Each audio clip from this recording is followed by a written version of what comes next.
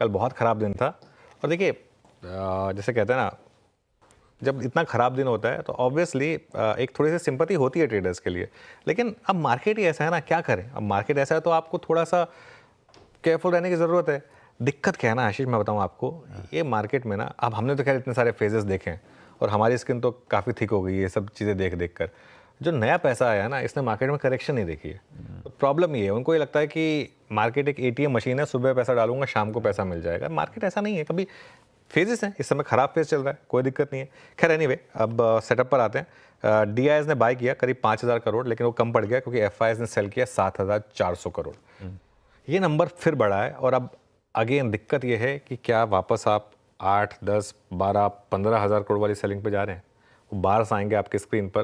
देखिए वो 1,750 करोड़ पे नंबर आ गया था, फिर 3,400 करोड़ पे नंबर आया और अब 7,400 करोड़ पर आया। उससे पहले हम लगातार 4900, 4100, 3700, 1700, एक फीलिंग आ रही थी कि एफआईएस बेच बेच के थक गए, लेकिन क्लियरली वो फीलिंग गलत निकली।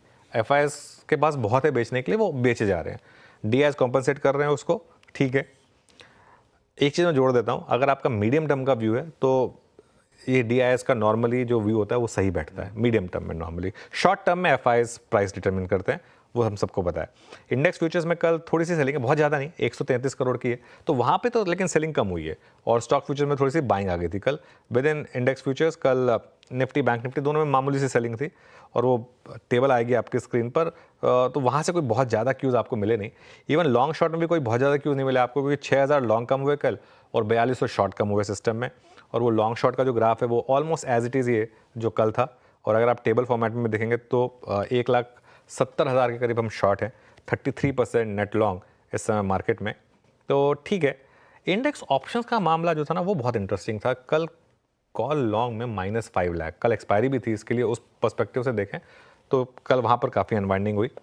इंडिया विक्स 2.57% ऊपर था और निफ्टी का पुट कॉल रेशो 0.88 पर आया वर्सेस 0.74 रहा। ये इंटरेस्टिंग है कि मार्केट गिरा और पुट कॉल रेशो ऊपर आया। मैंने 2 बार चेक किया कि सही था या नहीं था, लेकिन सही था ये आंकड़ा, तो 0.88 पर इस समय। अब देखते हैं क्या होता है। बैन की जहाँ तक बात है, बैन में ना तो कोई एंट्री हुई ना कोई एग्जिट हुई, तो जो ऑलरेडी हमारे जो स्टॉक्स लिस्ट में बने हुए हैं 14 के 14, वो एज इट इज़ इंटैक्ट हैं। ये हो गया बैन का मामला। जहाँ तक लॉन्ग शॉर्ट की बात है, कल इन्फोसिस और टेक महिंद्रा यहाँ पर लॉन्ग बने और उसके अलावा बजाज ऑटो और दीपक नाइट्राइट यहाँ शॉर्ट बने। नैल्को और एम्फेसिस में शॉर्ट कवरिंग हुई कल। एम्फेसिस कल हमारा स्टॉक ऑफ द डे भी था, हमने बात की थी इसकी।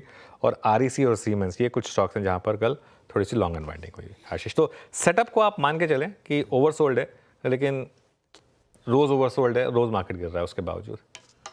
हाँ।